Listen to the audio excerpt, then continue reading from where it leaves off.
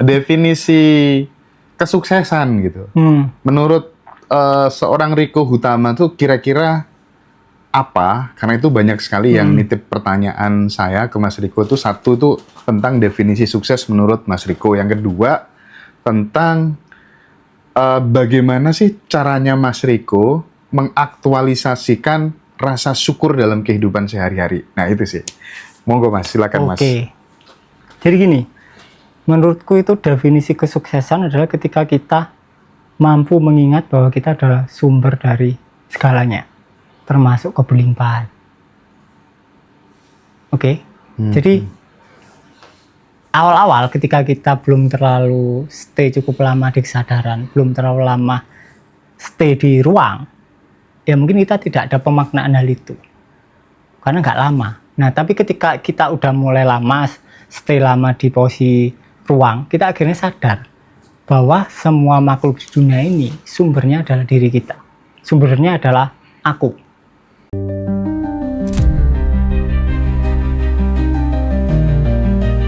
Enlightenment seorang Nabi Muhammad ini kaitannya ternyata sama kemanusiaan gitu. Nah, perjalanan cerita itu sampai di dunia dewasanya itu udah masuk pelajaran filsafat, Indra. Spektrum ateis itu beda, dari mulai ateis yang paling santai sampai ateis yang paling radikal juga ada.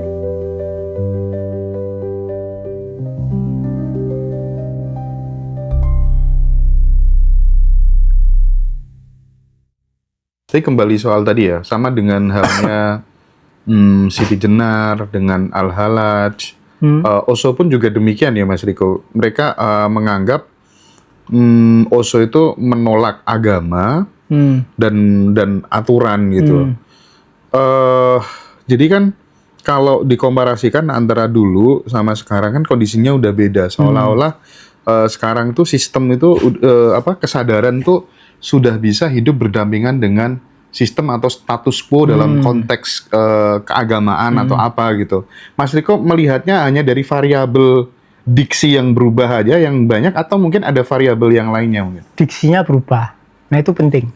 Yang kedua adalah manusianya mulai bertumbuh. Ada internet, ada macam-macam. Iya. Kemudian pikirannya mulai berkembang. Sehingga kan gini ya Mas Riko. Oh iya ya pantas. Ya, kayak awal-awal dulu pertama di Ngaji Roso. Mas Riko kan kayak aneh gitu ya. Tapi lama kelamaan kan muncul juga orang-orang yang lama-lama bisa diterima. Seperti itu mungkin barangkali ya. Oke. Jadi dikomparasikan dengan sana. Oh iya kok nyambung ya. Bener juga ya. Oh sesimpel itu ya berarti ya. Simpel hasilnya. Kitanya yang bikin ruwet. Jadi di samping diksinya berubah, manusianya sebenarnya juga bertumbuh gitu ya. Siap lah. Referensi makin banyak, ya apalagi era AI ini ya Mas Riko ya. Oke.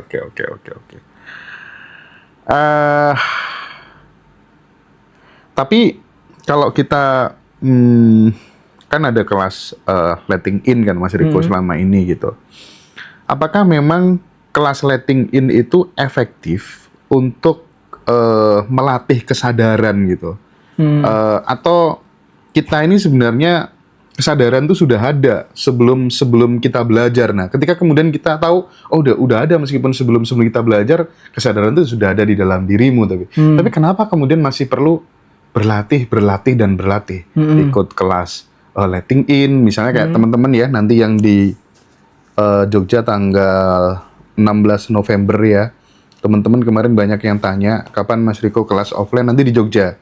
Oke Mas Riko, kembali ke pertanyaan saya tadi gitu. Kenapa kesadaran ini masih perlu dilatih terus-menerus gitu? Masih butuh metode yang paling pas, paling nyaman gitu. Padahal ia sebenarnya ya sudah fitrahnya kita di situ. Gimana Mas? Ya untuk latihan mengingat. Jadi bukan untuk latihan mencapai, tapi latihan mengingat. Latihan mengingat sama mencapai beda ya? Beda. Latihan mengingat. Kalau mengingat ya? kan berarti kita awalnya udah itu, cuma lupa. Jadi itu. Jadi sadar itu aslinya adalah latihan mengingat. Jadi semakin sering kalian ingat ya, semakin sering kalian ada di dalam kesadaran. Yang adalah di jati kalian masing-masing. Ya teman-teman, karena banyak sekali teman-teman di Ngaji Roso yang terbantu ya dengan adanya kelas letting in. Biasanya online, tapi nanti tanggal 16 November itu teman-teman yang ada keluangan waktu silakan hadir di Yogyakarta. Silakan hubungi admin nanti ya. Dan itu grupnya aktif banget teman-teman.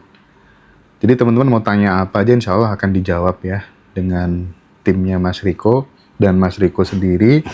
Dan ini yang live di TikTok kali ini yang mau dapat buku-bukunya Mas Riko silakan dicek aja produk-produk buku-bukunya Mas Riko ya. Silakan teman-teman bisa beli langsung di situ gitu.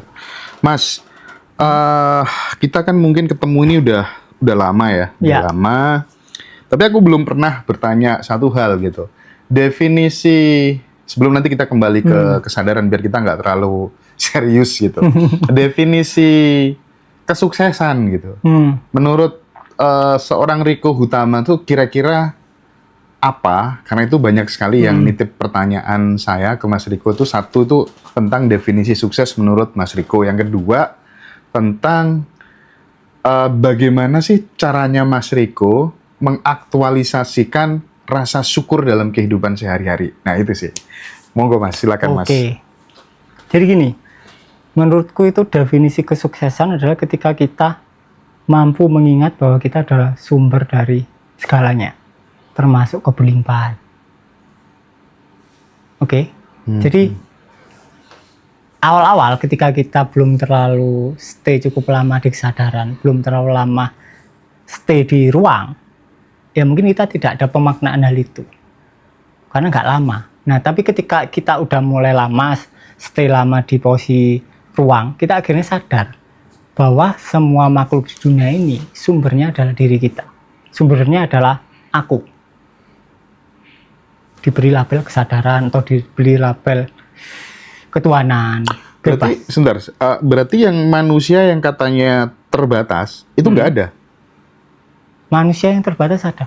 Ada. Tapi setelah shifting identitas menjadi tidak terbatas itu gimana? Jadi gini, kita belum ngomongin identitas, kita ngomongin kesadaran. Kesadaran itu selalu tidak terbatas, termasuk meliputi yang terbatas dan kurang terbatas. Jadi ini penting. Jadi kesadaran meliputi miskin dan kaya, makanya dinamakan tidak terbatas labelnya. Oke. Nah, ketika kita hadir sebagai kesadaran, maka aku, kata yang diwakili aku itu bukan lagi Riko, tapi adalah aku yang itulah, ya kan? Lautan ya. Nah, ketika kita hadir di situ, semua orang itu adalah ekspresi dari aku. Ketika kita bertahan cukup lama di situ, akhirnya kita mendapatkan apa ya? Semacam pemahaman aktual bahwa semua manusia di bumi ini, entah Mas Hendra, entah Om Joko, itu semua adalah ekspresi dari aku. Nah itu yang dinamakan kesuksesan yang paling penting. Karena ketika kita masih teridentifikasi dengan tubuh, mau kita sukses apapun, ketika ada orang yang lebih sukses, kita pasti akan muncul iri. Ya. Yes. Jadi itu penting. Sekaya apapun, kalau kalian terlalu teridentifikasi dengan identitas kalian, ya tetap menderita. Mas, ada salah satu ungkapan, aku dengar dari mana ya, lupa aku ya. Kamu tidak akan pernah bisa menemukan kebahagiaan yang sejati sepanjang dirimu masih melekat kepada yang namanya kebendaan atau materi.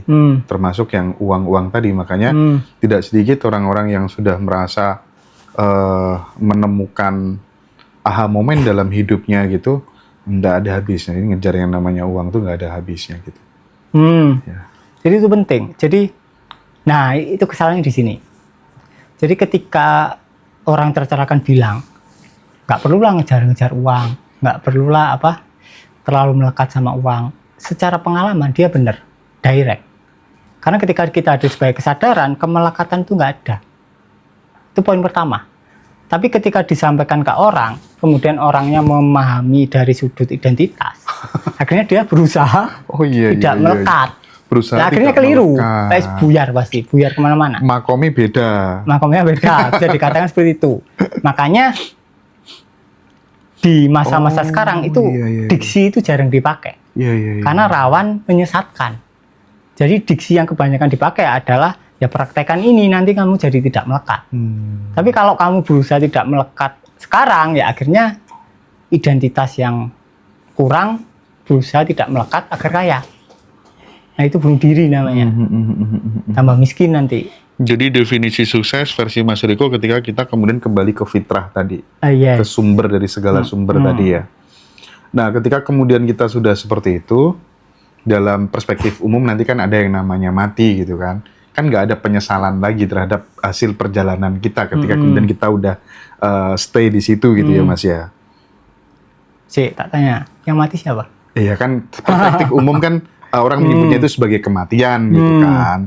Kadang kan masih secara ego, secara pikiran kan, wah anakku belum berhasil, kan ada kan kayak gitu. Nah, ketika kemudian kita sudah stay di kesadaran seperti itu, udah paham di situ kan sudah nggak ada lagi ya namanya penyesalan, kekhawatiran, loss saja gitu kan. Tetap ada. Tetap ada. Gimana maksudnya? Volumenya kecil tapi kita tidak teridentifikasi. Oh. Jadi tayangan kayak kemarahan, kayak Tetap kesedihan, ada. tetap ada. Tapi Spektrumnya volumenya tetap kecil. lengkap. Volumenya kecil dan kita tidak larut. Oke. Jadi spektrumnya tetap lengkap Hanya menyaksikan yes. aja gitu ya. dan tidak melekat. Dan Jadi kayak tidak kita melekat. kesiram air tapi nggak basah. Keren ya Nah, Mas kayak Riko, gitu. keren. Jadi jangan disangka orang yang sadar dia nggak pernah marah. Ah. Itu hoax. Jadi ketika kalian sadar mungkin akan marah, tapi marahnya acting. Kayak anak kecil. Marah acting dengan marah berbasis kesadaran tuh beda ya. Karena tidak sedikit deh yang mengatakan kadang ego atau apa gitu, wah saya marah kan berbasis kesadaran gitu kan. Tidak sedikit yang kayak gitu. Marah acting ini yang gimana coba? Marah acting itu ya marah dari kesadaran. Kita Oh, tahu kalau oke. lagi marah. Oke. Dan kemudian ya dikeluarkan. Tapi setelah itu ya ketawa-ketawa. Dan kadang tidak terlalu berdampak Tidak terlalu juga berdampak. ya. Jadi kayak anak Iya, kecil. paham. Ya kan? Paham. Anak kecil saling marah, Iya, tonjok-tonjokan. Kemudian 5 menit setelahnya mereka pelukan dan biasa aja. Jadi marah acting itu maksudnya marah yang berasal dari kesadaran dan kita tidak larut dalam kemarahan itu gitu. 3 menit setelah kita marah itu biasa-biasa selesai. aja Orangnya gitu juga ya. biasa-biasa Iya aja. sih. Orangnya dimarahi juga biasa-biasa aja gitu. Tapi Ya, kalau paham. orang dewasa biasanya kan larut kan. Dia marah, kemudian kemarahannya bisa sampai bertahan 3 tahun, gak saling tegur sapa. Nangkep ya teman-teman ya. Iya yang udah ngalami nangkep lah. Oke, yang merasa nge-lag nanti nonton di YouTube aja teman-teman ya. Pertanyaan kedua nih dari teman-teman tadi tuh soal Mas Riko kan yang ada adalah ketuhanan, bukan Tuhan gitu. Bagaimana cara Mas Riko mengaktualisasikan rasa syukur dalam kehidupan sehari-hari gitu katanya? Nggak ada. Nggak ada. Apa yang disyukuri? Gimana? Ketika kita ada rasa syukur, berarti ada keterpisahan. Ada aku dan bukan aku, ya kan? Iya kan? Makanya semua orang tercerahkan itu mereka paling pol bilangnya ekstasi. Ekstasi. Nggak ada yang bilang rasa syukur. Adanya mereka bilang ekstasi. Jadi ekstasi itu terasa di setiap sel tubuhmu. Jadi rasanya kayak joy, kebahagiaan, tapi bukan yang kayak kita seneng habis dapat sesuatu. Oke. Itu. Jadi ketika kita masih membahas area syukur ya berarti kita masih ada di ranah identitas. Keterpisahan. Masih terpisah. Kita Masih masih terpisah. memahami diri kita terpisah dari tayangan dan objek-objek tertentu. Iya. Nah ini Mas Riko, ada teman kita, seorang cewek Mas Riko, belum menikah. Beliau itu pengen konsultasi. Dia kan terlahir cewek gitu ya, sebagai wanita gitu. Tapi dirinya itu kayak memiliki jiwa laki-laki yang sangat kuat. Bahkan masuk ke toilet wanita tuh nggak nyaman Mas Riko. Nah, terus kemudian dia berusaha melawan itu dengan pakaian-pakaian yang ya syar'i gitu lah ibaratnya ya. Nah, dia kan bingung juga sebenarnya, dia nggak pingin dengan kondisi seperti itu gitu. Nah, dalam perspektif kesadaran gitu, atau mungkin apa yang bisa Mas Riko sampaikan kepada Mbak ini gitu, supaya kemudian dia menemukan titik terang dalam hidupnya dan tidak bingung lagi gitu. Oke, jadi ini Poin pertama, ketika oke lah kalau sisi maskulinnya lebih besar itu natural, nggak apa-apa. Tapi ketika dia sudah mulai tidak nyaman di toilet wanita, berarti kan ada trauma kan, nggak tahu apa. Tapi poin pertama yang kita harus benerin adalah nggak semua tubuh wanita itu pola dasarnya feminin. Oke? Jadi nggak semua tubuh wanita itu pola dasarnya yin. Bisa jadi maskulin. Jadi bisa jadi tubuhnya cewek, tapi sifat dasarnya dia maskulin. Sehingga dia mungkin lebih dominan dalam hubungan, memimpin, kemudian berani mengutarakan pendapat, kemudian mungkin pikirannya lebih rame, gerakannya lebih banyak, suka eksplor dan lain-lain. Dan tidak semua tubuh pria itu adalah sifat dasarnya maskulin. Itu penting. Jadi itu yang harus dipahami masyarakat kita. Sehingga kalau ada seorang wanita kemudian dia merasa dia maskulin, it's okay, nggak ada masalah. Itu cuma pola dasar energi. Jadi ya dibiarin. Mungkin itu akan mempengaruhi baju favoritmu. Mungkin kamu lebih suka pakai jeans dan lain-lain. Itu kayak nggak ada masalah. Tapi kan dia terganggu, Mas, karena dia pengen normal seperti layaknya wanita pada umumnya gitu. Nah, kata normal ini kan berdasarkan dari stigma masyarakat. Iya kan? Benar. Berarti kan dia terpengaruh oleh tren masyarakat kan. Dia pasti menderita. Tapi ketika masyarakat memahami ini lebih jauh, mereka mulai bisa menerima kondisi tubuh manusia apa adanya, ya it's okay aja. Intinya adalah kita belum tahu mbaknya ini memang ada trauma di masa kecilnya sehingga dia mungkin tidak nyaman dengan kewanitaannya dan lain-lain, atau memang karena energinya maskulinnya lebih dominan sehingga itu tadi. Jadi itu perlu dibedakan. Tapi kalau dilihat dari case-nya berarti ada trauma di masa lalu. Nggak tahu case-nya apa. Nah, kalau ada trauma di masa lalu, misal biasanya soal seksual biasanya. Kalau cewek biasanya waktu kecil ada adegan mungkin pelecehan tidak selalu pemerkosaan. Mungkin bisa jadi dipegang pantatnya atau payudaranya dan lain-lain, atau mungkin di catcalling, mungkin kemudian nge-freeze, kemudian terjadi genital armoring di area kemandiannya, kemudian saraf-saraf di vagina menjadi tumpul, kemudian mengalir ke seluruh tubuh, energinya stagnan, banyak kemungkinan. Tapi kalau wanita seringkali faktor utamanya adalah pelecehan di masa kecil. Kalau case-nya seperti itu. Apa yang bisa Mas Riko sarankan? Misal kayak seberapa besar kemudian pengaruh jika kemudian Mbak ini mau mirroring secara konsisten gitu. Apakah kemudian itu bisa meminimalisir rasa ketidaknyamanannya, rasa ketidaknormalan, merasa tidak normal tadi, itu bisa nggak? Mirroring penting. Itu sembuh sih kalau mirroring. Sembuh ya? Oke. Karena dengan kita mirroring kan kita telanjang kan? Kita melihat diri kita apa adanya, tubuh apa adanya kan. Kalau nggak nyaman ya dirasakan. Nah kalau kita mirroring kemudian nggak nyaman, kita tetap lari ya podoin bojo.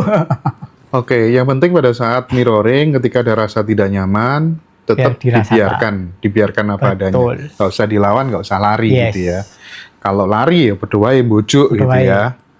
Oke. Nah tadi kita ngomong lagi soal sebentar Mas, di TikTok ada yang tanya kalau pas lagi datang bulan boleh mirroring. Nggak masalah sih ya Mas ya. Nggak masalah sih, bebas sih. Nggak masalah, bebas ya. Nah, terus ini tadi kan kita ngobrol soal Osho ini. Osho itu kalau aku melihat konsep mindfulness yang selama ini ditawarkan oleh Tolle atau kemudian Joe Dispenza atau kemudian tokoh-tokoh spiritual barat yang lain misalnya, itu apa Mas bedanya dengan yang selama ini dilakukan oleh Osho gitu? Pelajaran-pelajaran kesadaran yang lebih eksistensial dan mungkin lebih liar gitu, menyebutnya gimana? Intinya gini, semua orang tercerahkan itu pasti nggak ngajarin mindfulness. Karena itu menjebak. Mereka mengajarkan beyond mindfulness. Beyond mindfulness. Jadi semua orang tercerahkan pasti berbicara dengarkan pikiranmu, saksikan. Tapi fokus utamanya bukan di pikirannya, tapi di penyaksiannya. Ini beda. Tapi kalau di mindfulness, fokusnya adalah di objeknya. Jadi ketika mindfulness, ya udah mindfulness, objeknya nafas. Penekanannya ada di nafas. Ya kan? Kalau mindfulness penekanannya di tubuh, ya di gerakan tubuh. Biasanya mindfulness ya biasanya nafas. Ketika kita terus memperhatikan nafas dan penekanannya itu penuh di nafas, akhirnya perhatian kita semakin narrow, semakin sempit, semakin kontras, Semakin nggak peripheral. semakin kita sarafnya semakin tegang. Makanya kalau di tantra itu awal memang diajari mindfulness, tapi maksimal 30 hari kita harus segera melampauinya. Kenapa kok bisa tegang? Justru kan dengan apa tuh namanya pola nafas tertentu itu malah tujuannya relax. No. Contoh, tak kasih contoh gini. Manusia pada umumnya itu perhatiannya loncat-loncat, ya kan? Sedetik dia memperhatikan pikirannya, terus goyang perhatian ke HP, terus goyang perhatian ke TV, terus goyang masa lalu, terus goyang masa depan, terus masa lalu lagi, masa depan lagi, ya kan?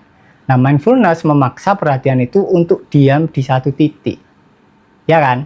Memperhatikan satu objek tertentu, contohnya nafas. Oke lah, 7 hari pertama rasanya rileks. Setelah itu, wah buyar. Oh. Itu adalah ketegangan yang menyamar sebagai keheningan. Rasanya itu hening, tapi buntu. Beda. Nah, kalau di tantra ini memang diajarkan sadari nafas, tapi kemudian kita harus segera loncat untuk menyadari jedanya. Kemudian dari jedanya sadari ruangnya. Ini jelas. Jadi kita tidak boleh berlama-lama menyadari nafas, karena itu akan membuat perhatian kita semakin stagnan. Dan itu yang tahu diri kita sendiri ya, Mas? Yes. Kapan harus meloncat gitu ya? Secepatnya. Tapi kan sebagai orang yang tercerahkan ya, Osho kan senantiasa mengajarkan kebebasan secara total gitu, Mas. Bahkan dari konsep moralitas sekalipun aku melihatnya begitu gitu. Tapi jika kemudian semuanya bebas, terus di mana batas antara kesadaran dan kehancuran itu? Ya, orang yang sadar nggak mungkin bunuh orang. Oh. Ya kan? Dia Nggak sudah mungkin bisa nyolong. bertanggung jawab terhadap apa yang dia lakukan gitu ya. Oh itu ya. Jadi itu aslinya nggak perlu aturan. Kalau kalian sadar kan nggak mungkin bunuh orang, nggak mungkin nyakiti orang. Itu wis anu lah. Tapi kalau kalian nggak sadar, tersesat di pikiran, walaupun ada aturan ya kalian tetap bunuh orang. Iya, orang yang sadar berarti udah nggak butuh agama lagi gitu ya. Bisa Udah sadar dibilang ya. seperti itu. Tapi kan bener ya, ketika kita ngomong bukan bercanda sih, tapi menurutku ini serius loh. Karena di negara-negara yang maju tuh Mas Riko, kan Mas Riko sering keluar negeri, banyak sebenarnya orang-orang yang sudah mulai meninggalkan agama gitu. Jadi fungsi agama itu kayak bener-bener sudah digantikan sama yang namanya institusi yang lebih konkret, lebih efisien gitu, yaitu negara gitu. Nah, kalau dulu kan orang beragama itu kan untuk menjawab rasa takut terhadap nanti setelah mati aku dapat keadilan apa enggak gitu kan.